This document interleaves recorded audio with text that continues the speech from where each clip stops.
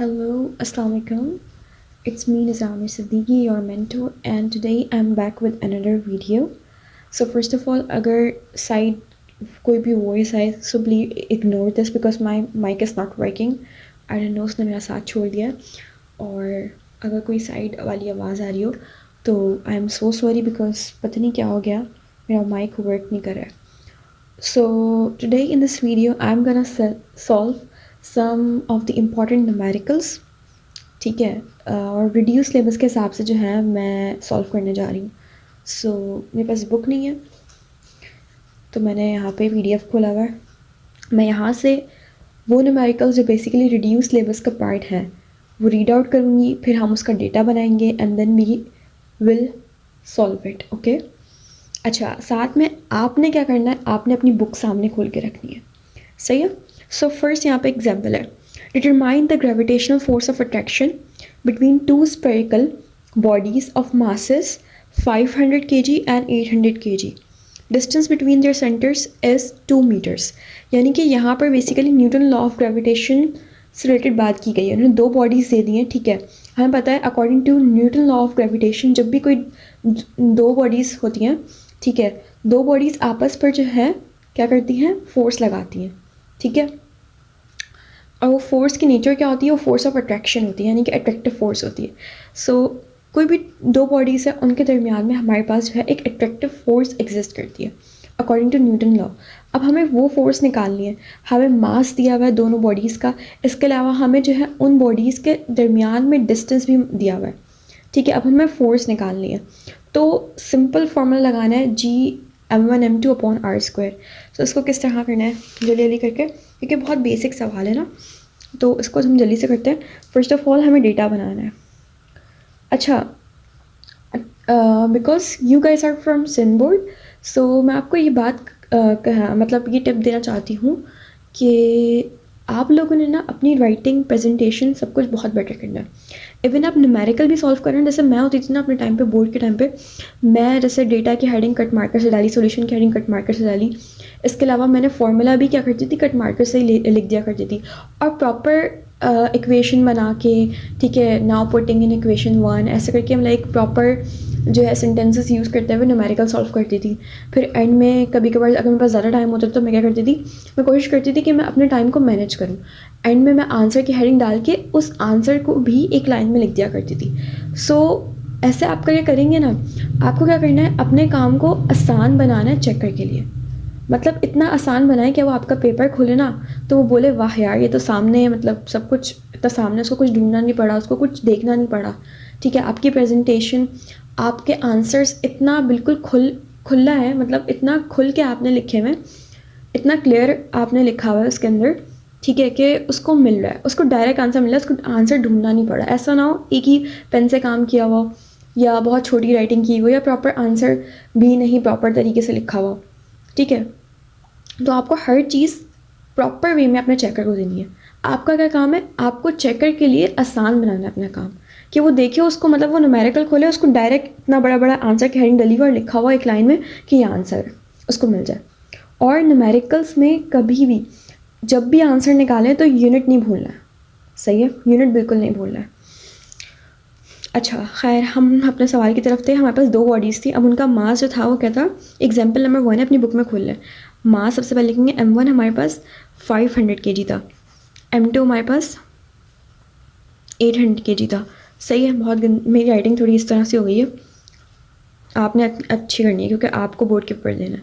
सही है. r क्या है हमारे पास, 2 मीटर. अच्छा, हमें पता है ग्रेविटेशनल कांस्टेंट की वैल्यू 6.67 एक्सपोनेंट 10⁻⁻11 Nm² पर kg². ये मेरे पास ग्रेविटेशनल कांस्टेंट की वैल्यू है. और मुझे निकालना है, ऐसे करके लिख दें, टू फाइंड फोर्स. मतलब वो फोर्स किस मैग्नीट्यूड की है जो बॉडीज़ आपस में एक दूसरे को इससे अट्रैक्ट कर रही हैं. तो सॉल्यूशन की हेडिंग डालेंगे. ठीक है. हमने फार्मूला सबसे पहले लिखा. अच्छे से आप मतलब किसी कट मार्कर से करके कर दें. अच्छा, अब ऐसा भी नहीं है कि टाइम मतलब बहुत ज़्यादा वेस्ट करना है, अपनी स्पीड को तेज़ करना है. ठीक है. अब हमें सब पता है, हमें सब पता है, हमें कुछ भी नहीं करना है इस फॉर्मूले में, इस न्यूमेरिकल में तो बहुत आसान है, और ये एग्जाम्पल में हुआ भी है तो ऐसे ही पता चल जाएगा, फिर भी मैंने कहा करा देती हूँ। सही है, हमने सब पुट किया। अब आर के ऊपर स्क्वायर है, स्क्वायर लगाना नहीं भूलना, बहुत से बच्चे भूल जाते हैं।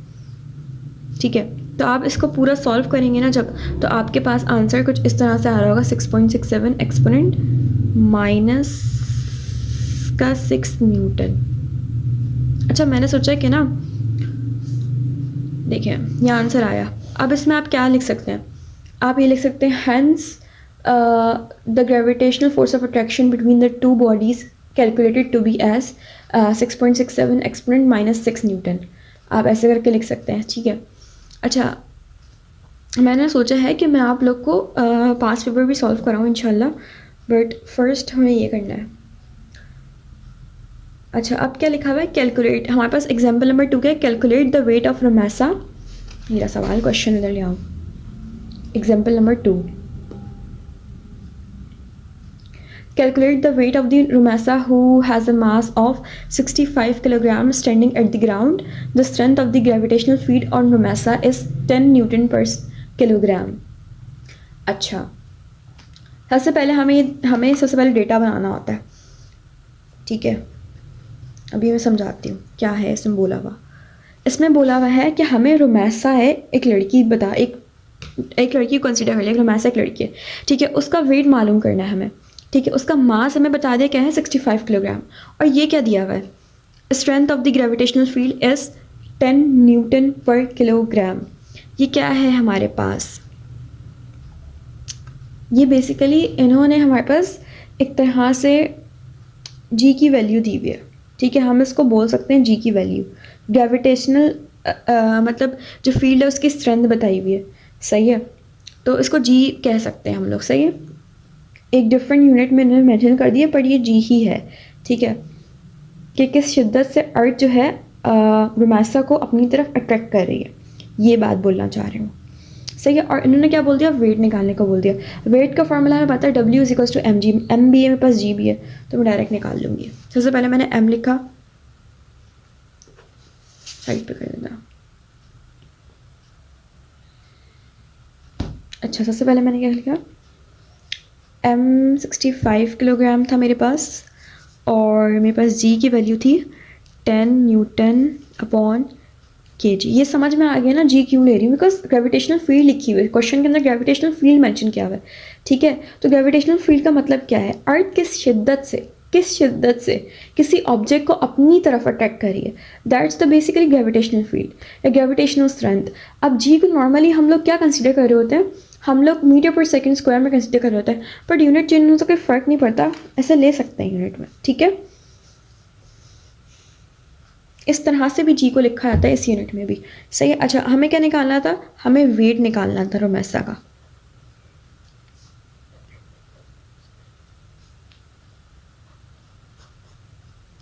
सो W is equals to m और जी, एम की वैल्यू 65 और 10 ऐसे ही लिख दिया मैंने, और ये हो जाएगा क्योंकि 65 को 10 से मल्टीप्लाई करेंगे, कैमरे में नहीं आया माशाल्लाह, 650। ठीक है, और यूनिट क्या होता है, वेट इज़ अ फोर्स। ठीक है, तो फोर्स का यूनिट क्या होता है, न्यूटन, तो 650 न्यूटन। सो आप लिख सकते हैं the weight of the Romaisa calculated to be as 650 newton, ये आप ऐसे करके लिख सकते हैं।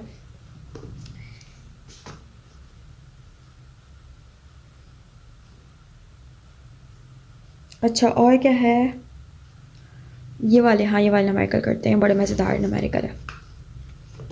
Example number 3.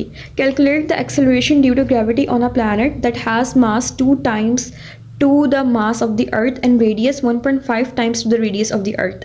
If the acceleration due to gravity on the surface of Earth is 10 meter per second square, calculate acceleration due to gravity on planet. अच्छा, उन्होंने कोई भी एक सपोज कर लिया planet, और उन्होंने बोला उस planet पर gravitational acceleration due to gravitational, यानी कि एक्सेलरेशन ड्यू टू ग्रेविटी वहाँ पे क्या होगी। ठीक है, स्मॉल जी पूछना चाह रहे हैं कि एक प्लैनेट कंसीडर कर लिया, हमें नहीं पता कौन सा प्लैनेट है, बस उसने बोल दिया एक प्लैनेट है। ठीक है, वहाँ पर मुझे स्मॉल जी की वैल्यू कैलकुलेट करके बतानी है। उन्होंने डेटा में क्या दिया हुआ है, उन्होंने बोला हुआ है उस प्लैनेट का मास जो है अर्थ के मास से ट्वाइस है, यानी कि जो अर्थ का मास है उससे 2 टाइम्स उस प्लैनेट का मास है। और रेडियस का क्या क्या क्या बताया हुआ उन्होंने, रेडियस बताया हुआ है कि 1.5 times of the radius of the अर्थ। उन्होंने बोला कि अर्थ का जो रेडियस है उसके 1.5 टाइम्स ज़्यादा है रेडियस उस प्लैनेट का, और मास कितना ज़्यादा है, 2 टाइम्स ज़्यादा है। उन्होंने बोल दिया अगर अर्थ की सरफेस पे 10 मीटर पर सेकेंड स्क्वायर हम लोग जी की वैल्यू लेते हैं तो उस प्लैनेट की सरफेस पे क्या होगी। अच्छा, पहले हम डेटा बनाएंगे, उसके बाद मैं आपको फार्मूला याद करने की भी ट्रिक बताऊंगी। सबसे पहले जो जो सवाल में दिया हुआ है ना, मैं पहले उसको लिख लूँगी। सही है। अब मुझे डेटा में सबसे पहले उन्होंने मुझे उस प्लैनेट का मास दिया हुआ, तो मैंने एम पे लिख दिया। और क्या बोला हुआ था, twice of the mass of the अर्थ, यानी कि मेरे पास जो अर्थ का मास है, ये जो अर्थ का मास है ना, एम ई हम लोग डिनोट करते हैं मास ऑफ द अर्थ। अर्थ के मास से 2 टाइम ज़्यादा है उस प्लैनेट का मास, तो मैं इस तरह ही लिखूँगी ना। और रेडियस की क्या बात की है, उसका रेडियस 1.5 टाइम ज़्यादा है अर्थ के रेडियस से, तो इस तरह लिख सकती हूँ, अर्थ के रेडियस से 1.5 टाइम ज़्यादा है। सही है। मुझे क्या निकालनी है वहाँ पे,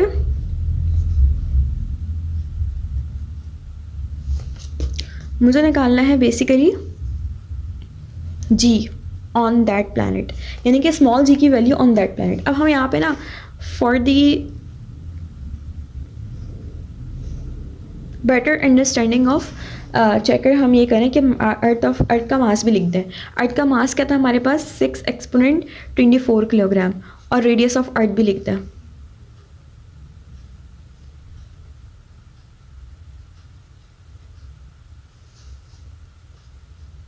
तो ये 6.4 या 6.38 ऐसी कुछ करके होता है, मतलब 6.38 आई थिंक आप लोग लेते होंगे, लेकिन उस 6.38 को अगर राउंड ऑफ करें तो ये आता है। सही है, तो कुछ भी लेना कोई मसला नहीं है उसमें, ठीक है। अच्छा, ये हमारे पास डेटा बन गया हमारे पास।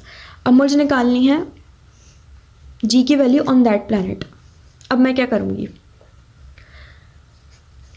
अच्छा फॉर एग्जांपल इसका फॉर्मूला ना ये होता है,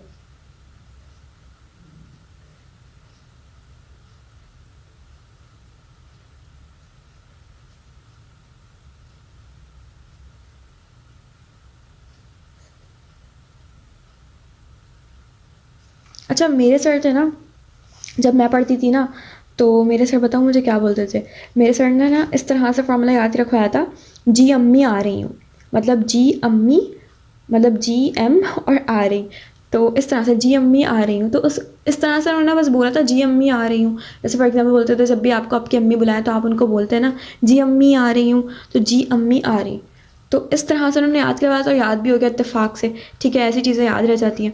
तो ये इस तरह से आप फॉर्मूला याद रख सकते हैं। अब क्या करना है बेसिकली, हमें जो है वैल्यूज़ पुट करनी है। मैं कैसे पुट करूँगी, फर्स्ट ऑफ ऑल मैं पहले इसको जी ही रखूँगी, मुझे एम पी पता है, मास ऑफ दैट प्लैनेट पता है क्या है, 2 times of the mass of the अर्थ, तो मैं पहले इसको ऐसे लिखूँगी, ठीक है। मतलब एम पी की जगह मैंने 2 एम ई लिखा, क्यों, क्योंकि मुझे डेटा में गिवन है। और आर पी की जगह मैं क्या लिखूँगी, 1.5 आर ई का पूरे का होल स्क्वायर होगा, ये नहीं होगा सिर्फ आर ई का होल स्क्वायर 1.5 को बाहर निकाल दे, ऐसा नहीं होगा, पूरे का होगा होल स्क्वायर, ठीक है।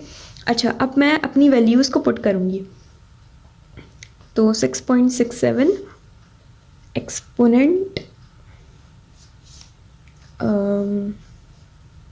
-11, ठीक है, और 2 रखा हमने, और मास ऑफ द अर्थ हमारे पास 6 एक्सपोनेंट 24 है।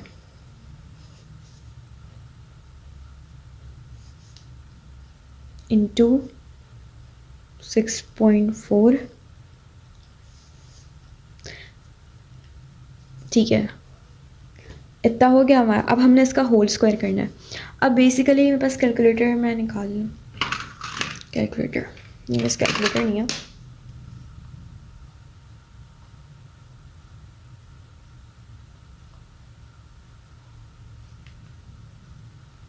वेट, अच्छा आंसर आ रहा है कैलकुलेट करके तकरीबन 8.74, और यूनिट क्या लगाएंगे, क्योंकि जी स्मॉल जी की वैल्यू तो हम लोग मीटर पर सेकेंड स्क्वायर ही लगाते हैं, तो हम ये लिख देंगे the acceleration due to gravity. मैं यहाँ पे, अच्छा मैं ना आपको रिजल्ट लिख के नहीं दिखाया पहले के 2 न्यूमेरिकल्स में, लेकिन मैंने बता दिया था, तो आप उसको अपनी कॉपी में नोट कर लें। तो आप ऐसे ही रिजल्ट की हेडिंग डालिएगा, सही है, और लिख दिएगा the acceleration due to gravity on that planet is 8.74 metre पर सेकेंड स्क्वायर। सही है, हो गया। अच्छा नेक्स्ट, अच्छा ये वाला टॉपिक हमारे रेडियो सिलेबस में नहीं है, इससे रिलेटेड नहीं करवा रही मैं। ये वाला भी नहीं है हमारे पास, हम इसी से करेंगे जो हमारे अभी फ़िलहाल रेडियो सिलेबस में चल रहा है। इंशाल्लाह मैं एमसीक्यूज़ भी करवाऊँगी। अच्छा हम कहाँ पे आ जाएं, यहाँ पे आ जाते हैं, ये वाले नमाइकल्स पे। नहीं पहले हम ये नवीरा वाला करते हैं, उसके बाद हम यहाँ पे आते हैं। सही है।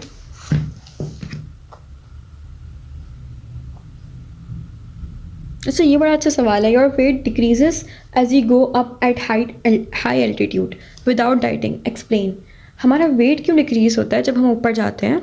Y without dieting? सोचने की बात है ना, सोचें, सोचना चाहिए। अगर आपको इसका आंसर पता है ना, so please comment me down, ठीक है।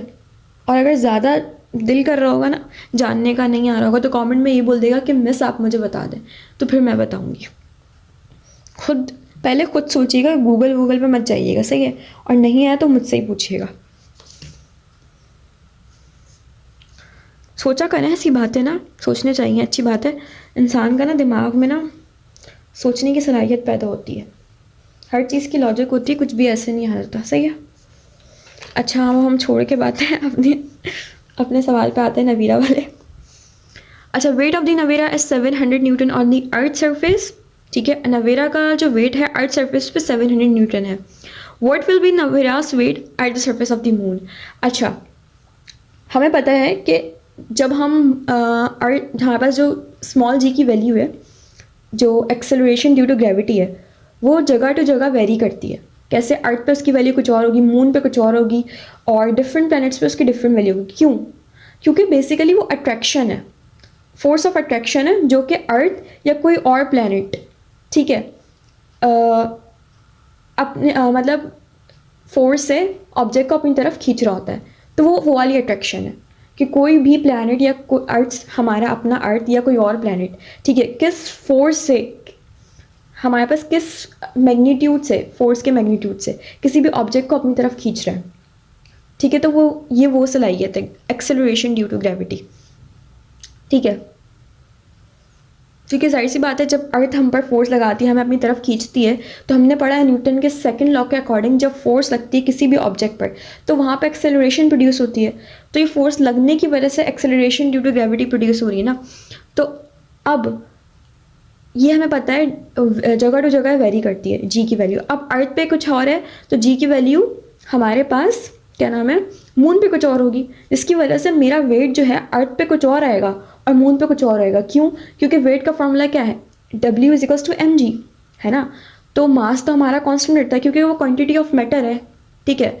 अब वो तो चेंज नहीं होता, मास कहीं भी चले जाओ मास चेंज नहीं होगा, क्वांटिटी ऑफ मैटर है। लेकिन जी की वैल्यू चेंज होती है। क्यों? क्योंकि फोर्स चेंज हो रही होती है, तो उसकी वजह से जी की वैल्यू चेंज होती है। तो जी की वैल्यू चेंज होती है तो वेट चेंज हो जाता है। तो अच्छा अब हम अपने सवाल की तरफ चलते हैं। पहले मैं लिखती हूँ, अच्छा पहले मैं जो है ना डेटा बना रही हूँ। अब मैं डेटा में क्या लिखूँगी,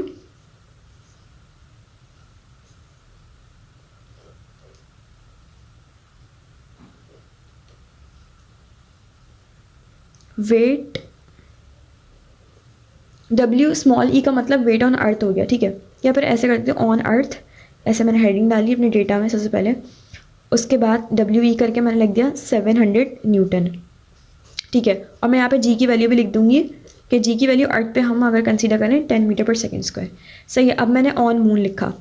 सबसे पहले हमें जी की वैल्यू ऑन मून पता होनी चाहिए, ठीक है। क्यों पता होनी चाहिए? जब जी की वैल्यू पता होगी जब तो मैं जो है क्या नाम है अपना वेट निकाल सकती हूँ। तो ये हमें कैसे पता लगेगी? देखो हमें ये बात पता है, ठीक है, कि जी की मतलब gravity, acceleration due to gravity जो है, ठीक है, वो मून पर अर्थ के मुकाबले में 6 टाइम्स कम होती है, ठीक है, 1/6 ऑफ द अर्थ।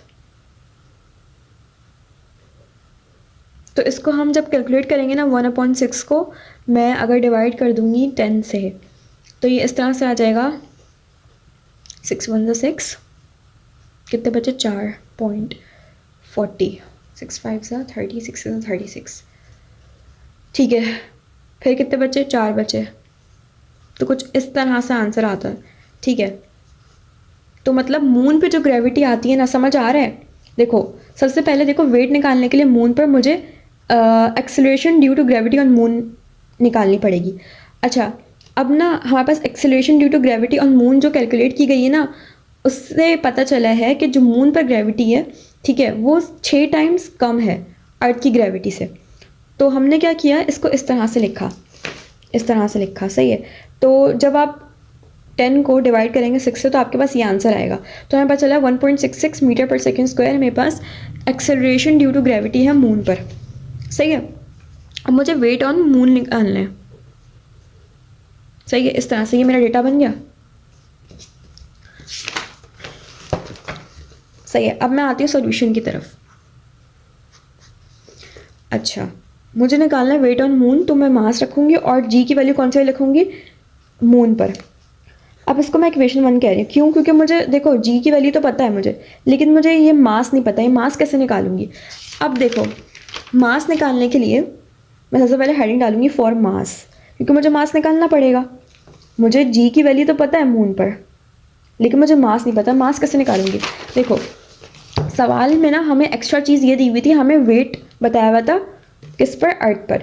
तो इस एक्स्ट्रा चीज़ का क्या काम है, कभी भी ना एग्जामिनर ना कोई एक्स्ट्रा चीज़ देता है ना, तो ज़्यादातर 99% ना वो एक्स्ट्रा चीज़ ना फजूल में नहीं देता, उस एक्स्ट्रा चीज़ से कुछ ना कुछ मतलब सोल्यूशन हो रहा होता है। तो जब वेट दिया हुआ है ना अर्थ पर, वेट का फॉर्मूला हमें पता है ना, ये होता है।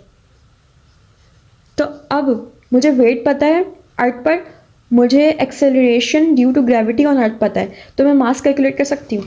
तो मैं यहाँ पर जो है मास पहले कैलकुलेट करूँगी with the help of weight on earth, सही है, सही है। क्या दिया हुआ था, नवेरा का वेट 700, मास मुझे निकालना है, acceleration due to gravity on earth 10 है। तो हमें पता है जब ये यहाँ पर मल्टीप्लाई है वहाँ के डिवाइड हो जाएगा, तो ये मास क्या आ गया, 70 kg आ गया, सही है। अब मुझे मास मिल गया, अब मैं आसानी से इसमें पुट करूँगी, मेरे पास दोनों चीज़ें आ गई और मैं वेट निकालूंगी मून पे। तो मैं लिख दूँगी नाउ पुटिंग इन इक्वेशन 1, सही है। तो मास क्या निकला था हमारा 70 और जी की वैल्यू 1.66। अच्छा, मेरे पास ना अभी ना कैलकुलेटर की थोड़ी कमी हो गई है, मेरा कैलकुलेटर चल नहीं रहा। 7 6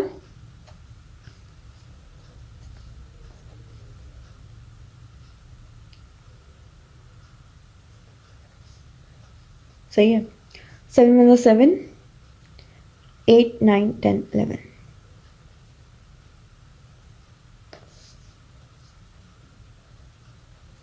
मुझे यकीन नहीं, वैसे मेरी कैलकुलेशन अल्हम्दुलिल्लाह सही है, क्योंकि मैं एमडी कैट के स्टूडेंट हूँ एंड विदाउट द कैलकुलेटर हमें ना आती है कैलकुलेशन करना, बट स्टिल फॉर माई तसल्ली, क्योंकि रात का वक्त हो रहा है, मेरा दिमाग भी चल रहा है नहीं चल रहा, I don't know, but for your तसल्ली आपने कैलकुलेट कर लिया होगा, वैसे कैलकुलेटर साथ लेके बैठा करें न्यूमेरिकल करते हुए, बट स्टिल मैं दिखा दूँ आप लोग को। कहाँ है 70 मल्टीप्लाई बाय 1.66, याहू। कभी डाउट नहीं किया मैंने, दिख रहा होगा, पता नहीं दिख भी रहा है या नहीं दिख रहा, मैं दिख भी रहा है, नहीं दिख रहा होगा, अब दिख रहा है, हाँ। कभी डाउट नहीं किया अपनी पर्सनालिटी पे ज़्यादा हो गया आज तक। अच्छा, मास ऑफ द अर्थ, अच्छा, अब ये वाला सवाल हमने कर लिए, ठीक है। अब ये क्या है, if you step on a scale and it gives reading 55 kg, is that measure of your weight, if not then which physical quantity show. ये तो बस आसान सी बात है, ये वाला बी पार्ट। ये वाला मैंने ऊपर ए वाला आपको सोचने को बोलता, बी वाला इतना आसान है। 55 किलोग्राम क्या है, बेसिकली मास है हमारा, किलोग्राम से पता चल रहा है फिजिकल क्वांटिटी। अच्छा, मास ऑफ द अर्थ वाले पे आ जाते हैं, इसके न्यूमेरिकल्स करते हैं। अच्छा, ये न्यूमेरिकल है, क्वेश्चन नंबर 10 न्यूमेरिकल है। If M E is the mass of the earth, R E is the radius of the earth, G is the universal gravitational constant, then find acceleration due to gravity, ठीक है जी, on the surface of the earth at the centre of the earth. अच्छा, ये तो derivation है, ये भी derivation है कि value of g on the surface of earth क्या आएगी और at the surface of earth क्या आएगी, ये डेरिवेशन है, सही है। यहाँ से असल में यहाँ से न्यूमेरिकल है, हाँ ये 11 और 12 न्यूमेरिकल है।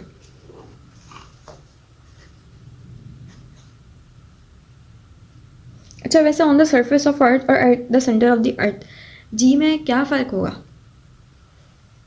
मतलब सोचिएगा, at the centre of the earth G क्या होगी, बिल्कुल सेंटर पे क्या होगी। अर्थ चाहती है किसी भी ऑब्जेक्ट को बुलाना अपने सेंटर पे, और अगर ऑलरेडी वो सेंटर पे आ जाए तो क्या होगी। दिमाग पे ना सोचना चाहिए, थोड़ा दिमाग पे जोर डाला करें, चलना शुरू कर देगा। अच्छा, अब आ जाए इस पर। अ प्लैनेट हैज़ मास 4, सोचिएगा at the centre of earth वाली बात। A planet has mass 4 times of the earth and radius 2 times of the earth. If the value of g on the surface of the earth is 10 meter per second square, calculate the acceleration due to gravity on the planet. अच्छा, अब इन्होंने बोल दिया एक planet है, ठीक है, यहाँ पे भी उन्होंने ये कंसिडर किया हुआ है, उसका मास ये पिछले सवाल की तरह है, उसका मास 4 गुना ज़्यादा है अर्थ के मास से और रेडियस 2 गुना ज़्यादा है अर्थ के रेडियस से। एक्सेलरेशन ड्यू टू ग्रेविटी अगर अर्थ पर 10 मीटर पर सेकेंड स्क्वायर है तो हमें कैलकुलेट क्या करनी है, हमें कैलकुलेट करनी है acceleration due to gravity on that planet. तो डेटा हम वैसे ही बनाएंगे, हम पहले लिखेंगे उस प्लैनेट का मास जो कि हमारे पास 4 टाइम्स है अर्थ के मास से, फिर हम लिखेंगे रेडियस ऑफ दैट प्लैनेट जो कि हमारे पास 2 times of the earth radius ज़्यादा है। उसके बाद मैं लिखूँगी, नहीं उसके बाद मैं 2 फाइंड करके ऐसे लिख दूँगी और मैं बोलूँगी भाई मुझे मालूम करनी है उस प्लैनेट पर ग्रेविटी। मैंने यहाँ पे शोखा बनने के लिए थोड़ा सा लिख दिया चेकर को दिखाने के लिए कि मास ऑफ द अर्थ ये है और रेडियस ऑफ द अर्थ ये है, मतलब मैं पढ़ी लिखी हूँ ताकि चेकर को पता चल जाए, ठीक है। मुझे पता है, मुझे इन्फॉर्मेशन है अपने सिलेबस की, मुझे पता है कि क्या क्या है मेरे सिलेबस में, सही है। मैंने दिखाने के लिए उसको लिख दिया और उसको अच्छा भी लगेगा, चेकर को अच्छा लगना चाहिए भाई, चेकर को इम्प्रेस करना आना चाहिए थ्रू योर वर्ड्स। अच्छा, अब वही वाला फार्मूला लगाएगा, जी अम्मी आ रही हूँ,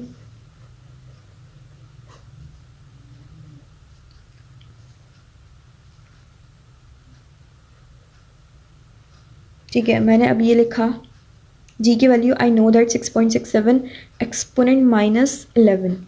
अच्छा, mass 4 times of the mass of the earth, then radius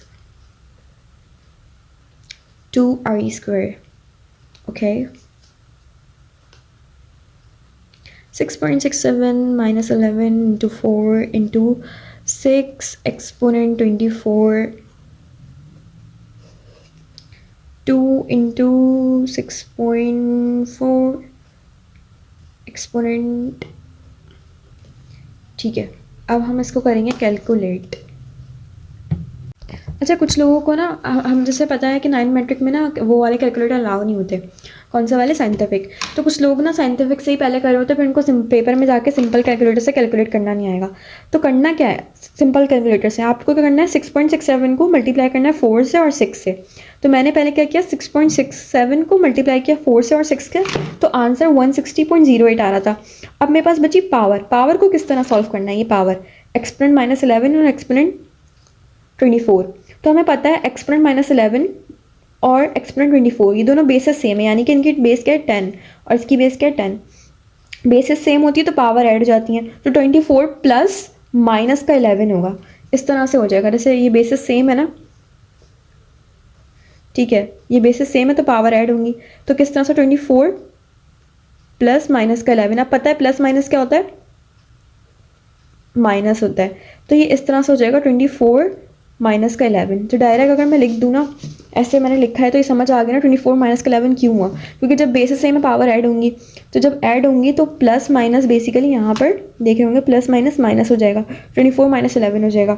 फिर इसी तरह यहाँ पे आपने क्या करना है, 2 का स्क्वायर किया 4, 6.4 का स्क्वायर किया, ठीक है, यानी कि 6.4 को मल्टीप्लाई कर दिया 6.4 से, उसके बाद उसको मल्टीप्लाई कर दिया 4 से, ठीक है, तो ये आंसर आया। अब इस पावर का स्क्वायर कैसे लेंगे, इसको पावर पे पावर हमेशा मल्टीप्लाई होती है, तो 6 टू द 12 हो गया, तो इस तरह से हो गया। अब हम इसको सॉल्व करेंगे, इन दोनों को आपस में डिवाइड कर देंगे। इसको कैसे सॉल्व करना है, पहले 24 में से आपने माइनस करने हैं 11, तो 24 में से माइनस करेंगे हम 11, तो हमारे पास बचेगा 3 और 13, 3 और 1 यानी कि 13, सही है, और यहाँ पर 12 ही बचेगा। और यहाँ पे पहले हम क्या कर देंगे, इन दोनों को आपस में डिवाइड कर देंगे, तो मैं यहाँ पे इसको डिवाइड कर देती हूँ, 160.08 डिवाइडेड बाय 163.84, सही है। तो मेरे पास आंसर क्या आ रहा है, मेरे पास कुछ इस तरह से 0.97 इतना लिख दिया मैंने। अब इसको कैसे सॉल्व करना है, अच्छा इसको ऐसे सॉल्व करना है कि अब हमें पता है जब मैं इस पावर को ऊपर उठा के लेके जाऊंगी तो यह पावर यहाँ पे पॉजिटिव की है, तो ऊपर जाके नेगेटिव की हो जाएगी। अगर नीचे नेगेटिव की होती तो ऊपर लेके जाते तो पॉजिटिव की होती, लेकिन अभी क्या है, अभी पावर +12 है, तो +12 ऊपर जाएगा तो -12 हो जाएगा, तो इस तरह से हो जाएगा 0.977 exponent 10 power 13 exponent 10 power -12। Basis same, against power add होंगी, जब पावर ऐड होंगी तो प्लस माइनस माइनस हो जाएगा,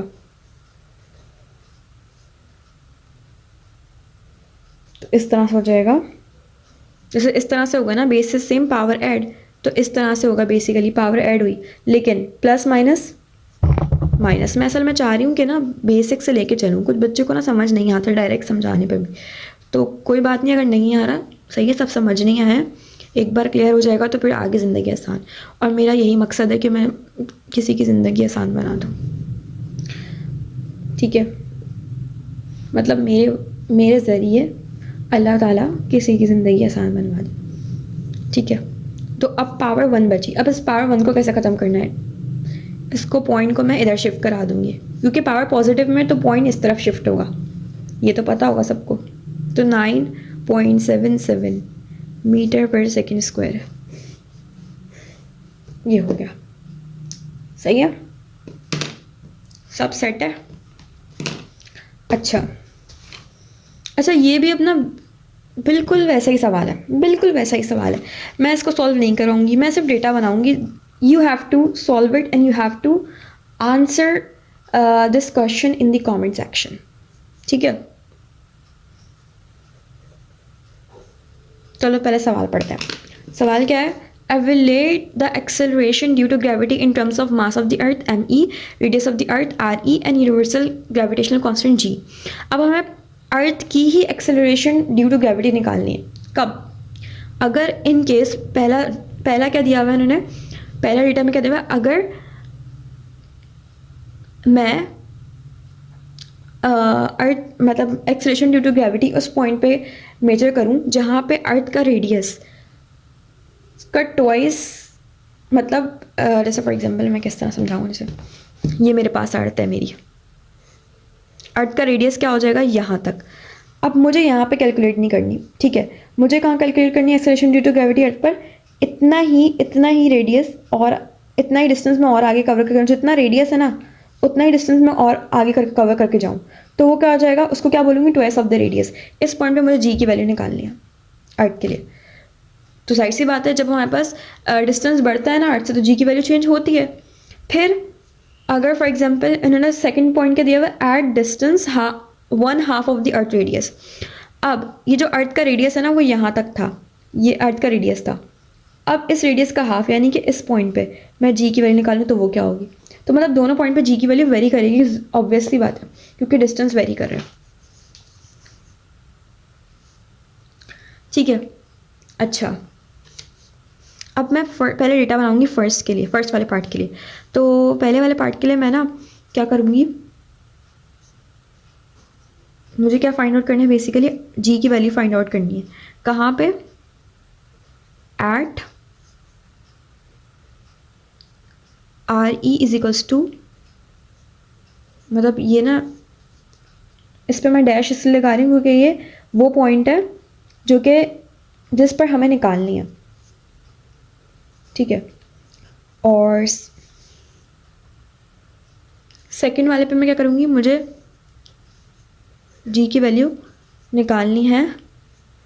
ये मैं डैश इसलिए बना रही हूँ क्योंकि असल जी की वैल्यू 9.8 होती है, जो कि सरफेस ऑफ द अर्थ पे यहाँ पे पाई जाती है, जो कि यहाँ पे होती है। मुझे इस पॉइंट पे निकालनी है और इस पॉइंट पे निकालनी है, तो मैं इसको जी डैश कंसीडर करूँगी, सही है। दूसरा मुझे रेडियस की वैल्यू क्या दी हुई है, half of the R E. तो अब मुझे क्या करना है, मुझे सब कुछ वही रखना है, यानी कि मुझे कैपिटल जी की, मतलब फॉर्मूला कौन सा लगाऊंगी, फॉर्मूला यही लगेगा अपना वाला, मैं बता देती हूँ। चलो एक पार्ट सॉल्व करा देती हूँ, एक आप खुद करेंगे, सही है। फॉर्मूला ये वाला लगेगा मेरे पास, जी की वैल्यू मैंने डैश जी डैश निकालना है ना, पहले वाले में फर्स्ट पार्ट की हेडिंग डाल दूँगी ताकि चेकर को पता चल जाए कि फर्स्ट पार्ट सॉल्व करें। जी डैश निकालना है, तो वो क्या होगा, G is equals to M E, वही मास तो वही है अर्थ का, और आर ई यहाँ पे डैश रखूँगी, सही है। तो अब जब मुझे जी डैश की वैल्यू निकालनी है तो 6 पॉइंट, नहीं पहले मैं ऐसे करूँगी इसे। अब आर ई डैश की जगह पे मैं क्या रख रही हूँ, पहला पार्ट सॉल्व कर रही हूँ, तो 2 RE स्क्वायर, अब ऐसे हो गया, सही है। तो अब मैं क्या करूँगी, 6.67 एक्सपोनेंट 10 पावर -11 रखा। मास ऑफ द अर्थ क्या हो गया, ये हो गया 2, और रेडियस क्या था हमारे पास 6.4 एक्सपोनेंट 6। अब इसको आप सॉल्व करेंगे, इसका आंसर आप खुद निकालेंगे, इतना मैंने करके बता दिया। ये बात समझ आई कि असल में जी की वैल्यू ये यहाँ पे होती है, सरफेस ऑफ द अर्थ 9.8 जो हम निकालते हैं। लेकिन अब उन्होंने ऐसे पॉइंट बताए कि एक तो twice of the radius of the अर्थ, ठीक है, जितना अर्थ का रेडियस हो उससे और आगे जाएं, उतना और डिस्टेंस कवर कर लें, तो वहाँ पे जी की वैल्यू क्या होगी। इसलिए उस पॉइंट को मैंने जी डैश कंसीडर किया है, क्योंकि वो असल जी की वैल्यू नहीं है, ठीक है। असल जी की वैल्यू सरफेस ऑफ अर्थ पे जो हम नॉर्मली कंसीडर कर रहे थे 9.8, फिर उन्होंने बोल दिया half of the earth radius, earth का रेडियस है उसके हाफ कर दें तो उस डिस्टेंस पे क्या बनेगी, तो वहाँ पे भी जी डैश ले लिया। तो जो आर ई डैश है, यानी कि जो डिस्टेंस है जो यहाँ से लेकर फॉर एग्जांपल यहाँ तक पहले बारी में दिया हुआ था, और दूसरी बारी में यहाँ से लेकर यहाँ तक दिया हुआ था आर ई डैश, वो हमें क्या दिया हुआ है, हमने अकॉर्डिंग टू द डेटा उसको लिख लिया यहाँ पे कंडीशन वाइज, फिर उसको यहाँ कर लिया। अब सेकेंड पार्ट में आप क्या करेंगे, बस आर ई डैश की जगह, ये जो आर ई डैश है ना, इसकी जगह जब आप सॉल्व करेंगे तो हाफ आर ई लगा देंगे, ठीक है, यानी कि हाफ कर देंगे उसका अपने असल वाले रेडियस ऑफ द अर्थ का, तो हो जाएगा। अच्छा, अगर नहीं आया तो बता दिएगा, नहीं सॉल्व करना आ रहा तो इंशाल्लाह आई विल सी कि मैं नेक्स्ट पार्ट में करवा दूँ। वैसे तो बहुत आसान है, मैंने करवा दिया, आई होप सो आप कर लेंगे, ठीक है। मुझे पता है यार, आप चीते बच्चे हो, कर लोगे, मैंने समझा दिया तो मतलब अब तो इंशाल्लाह कर लोगे, सही है। अब नेक्स्ट चैप्टर के न्यूमेरिकल सॉल्व करेंगे, अभी के लिए इतना, अल्लाह हाफ़िज़।